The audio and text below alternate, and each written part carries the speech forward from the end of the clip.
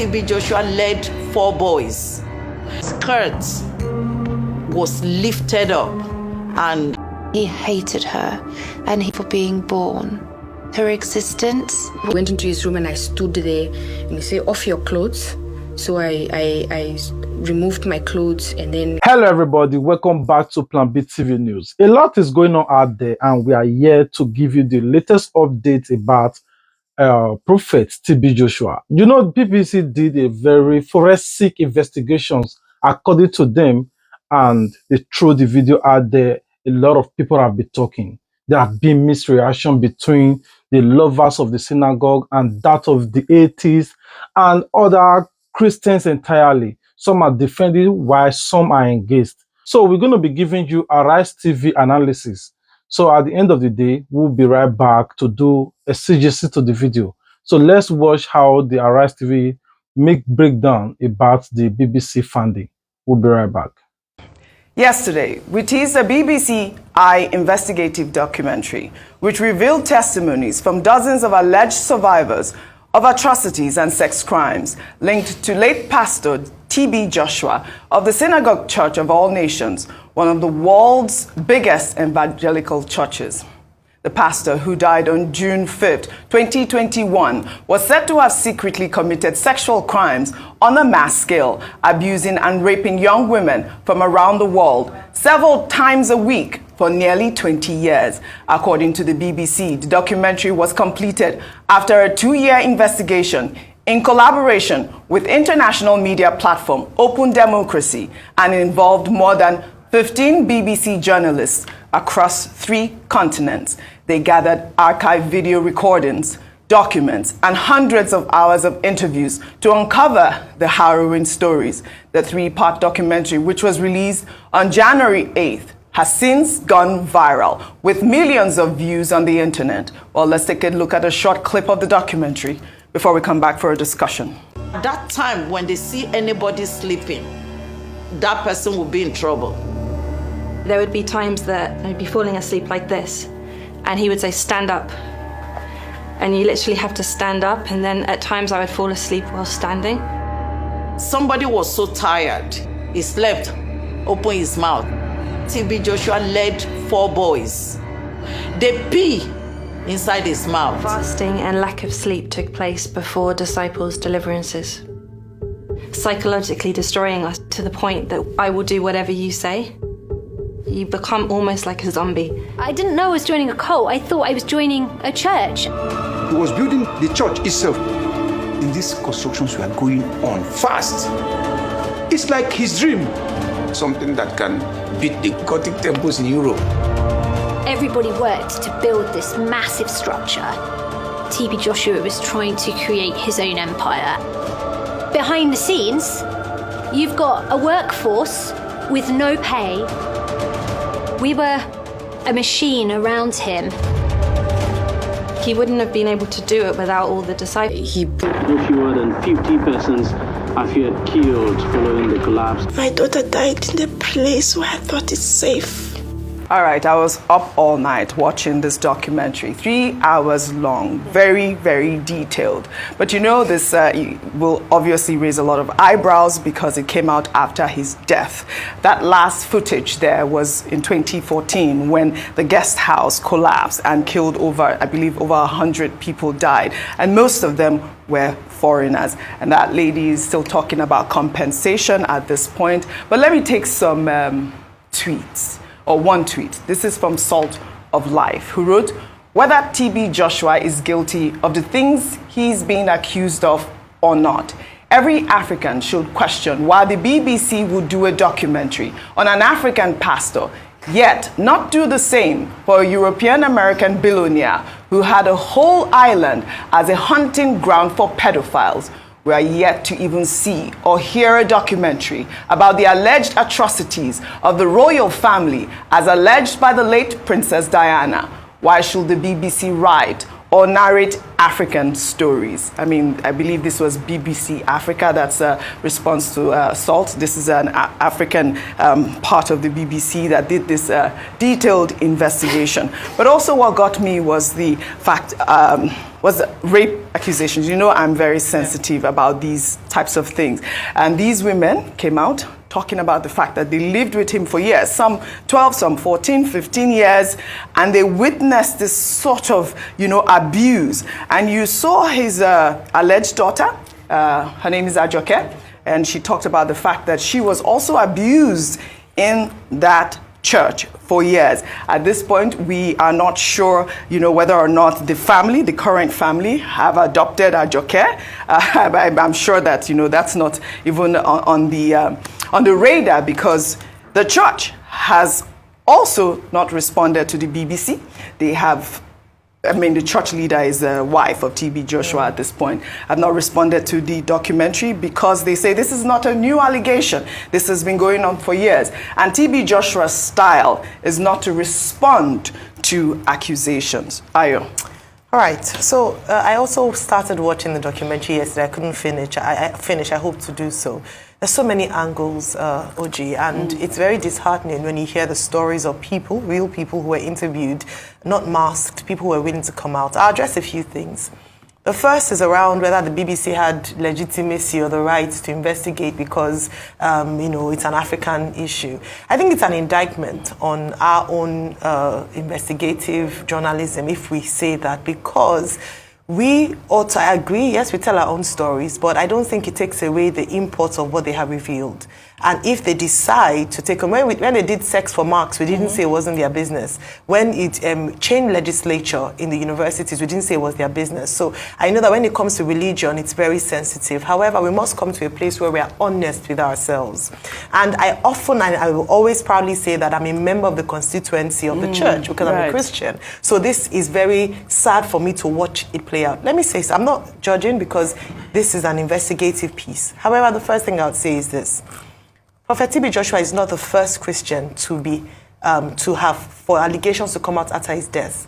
There was a famous preacher called Ravi Zacharias who died in 2020, and following his death, there were allegations of sexual misconduct by some women. What the church did was that they investigated. So they didn't just throw it away and say, we're not going to respond to this. Is the issue. They investigated and they found that it was actually true. And so what they did was that they apologized to these women, and then they took out his name out of certain things, and there was some form of, repentance. Yes. The Christian faith is about repentance. When you find out something is wrong, no one is above mistake. There's no superhuman being on this earth. And so the take from what I've heard, I'm not very impressed by that they're just discounting people's experiences without any form of investigation. And the fact that this is not the first time it's coming out. Absolutely Similar to, you should read the Ravi Zacharias story. Exactly the same thing. There were allegations, but the church had quietened it down and not investigated. But they were pressured to do so after his death, when even more allegations came out and lawyers were defending these women. So I believe that rather than the church coming out and saying, it's just an attack on his integrity, I think it's quite irresponsible to do that. I believe that the next line of action, in the spirit of protecting, I said it earlier when I was speaking, no human life is more important than another human life. If there are allegations of misconduct, investigate. And even for the sake of the future and for legacy's sake, come out and say that we investigated thoroughly and we found him not guilty, innocent, and these people are lying. Then we can rest assured. So I don't think it's okay to just bury it and say, let's leave it. That's what. Then the final point I'll make is this. When you read about this, sexual misconduct in the church is not new. It's happened over the years, whether in the Catholic Church, whether in Pentecostalism, in many churches. Unfortunately, what is done is that it's buried. There are a lot of cult systems that are operating as churches. Let me put it that way. There are cults that operate as churches. And we need to uncover this, not just because of its impugning on the integrity of the church, but also the innocent lives that are being destroyed on a daily basis by this. Jesus came to this world to die for everybody, not more for the pastor than the congregation. So we should protect the lives of young people, men, women, boys, girls, if we really love God, as we say. So I don't stand for burying, things like this. I think it should be investigated. They should be apologized to, and if possible, the church should build a system where we can prevent such cults from operating. If it does exist, it does exist. I'm not saying this one until investigation is completed. I totally agree with you, Ayo, and I think that you hit the right notes here. They are claiming that, previous claims that have been, circulating have been unfounded. But we will say that TB Joshua has passed. And, maybe they want to continue with his legacy of, not addressing issues, whether or not they have addressed issues in the past. Like Ayo has said, I think that it is important that they reach out to these women, even Ajoke, all of these people that have come out now to, expose their pain to the world so that, there's some sort of closure. Rufai, really quickly. First, this is a very sad one, and my heart goes out to all of those that told their story. I would also say we have to have an independent investigation. Right. And this might not even be led by the church. If the church wants to have accountability, it should lead it, but this might not be led by the church. Government should be involved in this. Because there were many crimes that were committed that also had to do with the government of the day. If my memory serves me right, when that building collapsed in 2014, President Goodluck Jonathan was there. He visited, correct. He visited. What was the end result of the investigation of that building collapse? Well, they said that the building lacked integrity. It lacked integrity. What were the penalties put in place? That's why I say there needs to be holistic. But in all fairness, kudos to the BBC. And for the person that sent a tweet, yes, the BBC has a right to do investigation. And let's not be cheeky. They have done investigation and reports on the likes of Epstein, even the royal family. If not for a panoramic documentary, we will not see all the fractures in the royal documentary. So, because you have your own personal vendetta against the BBC, do not slam them. I have, when they go wrong, I say it. Yes, but, you do. And please, do not indict the Nigerian media. I take strong exceptions to that. Do you know the first time I heard of the name TB Joshua? Was in 1996.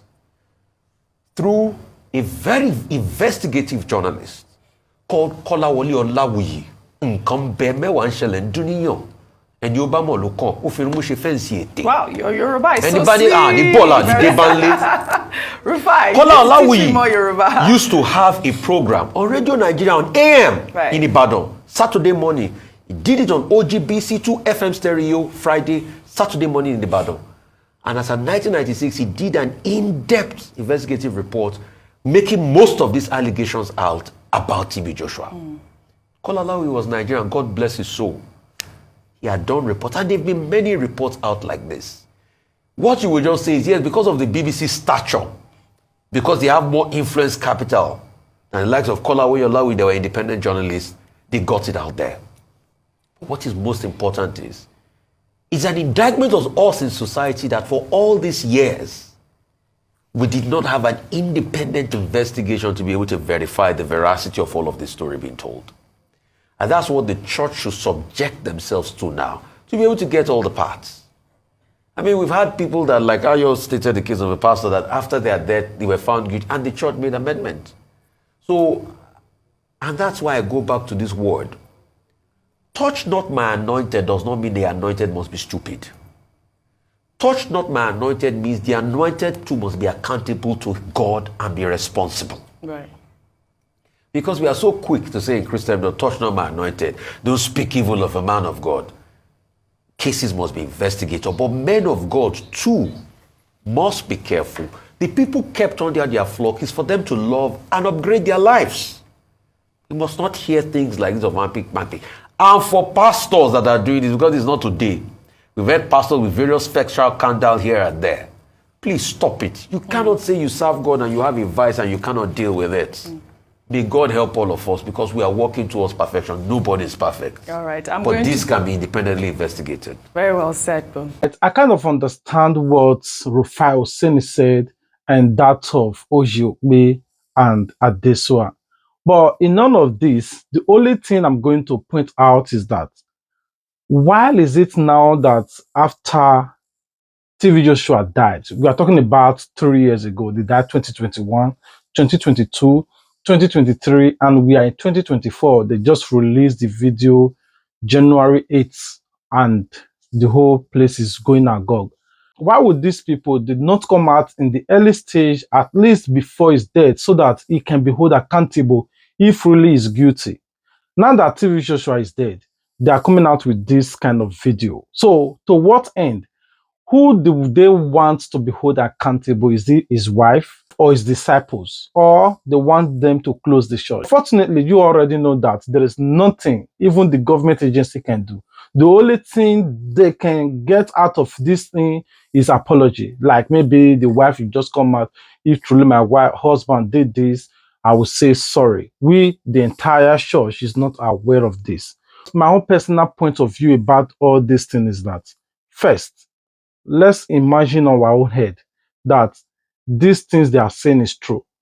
Why is it that if I committed such a crime as a notable man in the society, a well-respectable man of God for that matter, and at the end of the day, he allowed them to go scot-free? These women did not say maybe after a death, that was when they got free. They said actually, if you listen to the full videos from the BBC, one said he escorted them to the gate, he left them out and all that. So if I committed such a crime, don't you think there is a way of me not even allowing these kind of people to go out by silencing them? Because I know definitely they will open up.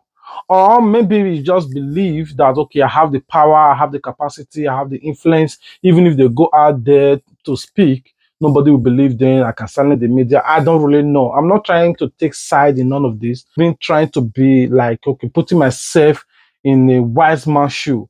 Why would he commit such a crime at the same time let these people go scot-free? I thank God that none of them said that he is using human being for sacrifice. They're just saying that he molested them, he committed some certain atrocity that a man with his characters shouldn't do.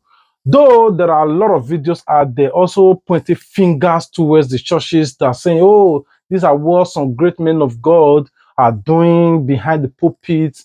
I don't really understand that TV Joshua, of a psychological person like that, okay, living in the same church with his family. We're talking about his wife, his children, and those disciples, that we have a sacred room that to some extent these people will not be allowed to go inside or anything. And TV Joshua is really molesting them. Why they can't just speak out into the congregation during the time maybe they are doing their testimony, or just run out and say, please save me on TV Joshua? You know, those kind of confession that will create myself Christian. Christianity and the body of Christ have dragged through the mud over the years. You can never say anything like this tarnishing the image of the Muslims or imams or anything. It's always about Christ, Christ, Christ, Christ, right from the Genesis to this very moment and triumph. But remember, don't lie your faith on any video you see out there. Even if it is true, that is for them. But your own focus should be your salvation, because at the end of the day, it's going to be personal. But we start with Sunday. I also want to hear from every one of you in the Plan B TV. Plan B TV. Everybody make you wake up to Plan B TV. I'll give you the news, I see the hot up. You subscribe and give them thumbs up. Now they go give you the updates. They are the new blocks in the town. Now they go give you the gist though. Now they go give you all the news, cause it's kind of weather you need all the fun, oh. I said now who they is on a Plan B TV. Plan B TV. I said now who they is on a Plan B TV. Plan B TV. I said now who they is on a Plan B TV. Plan B TV. Plan B TV. Plan B TV. Plan B TV.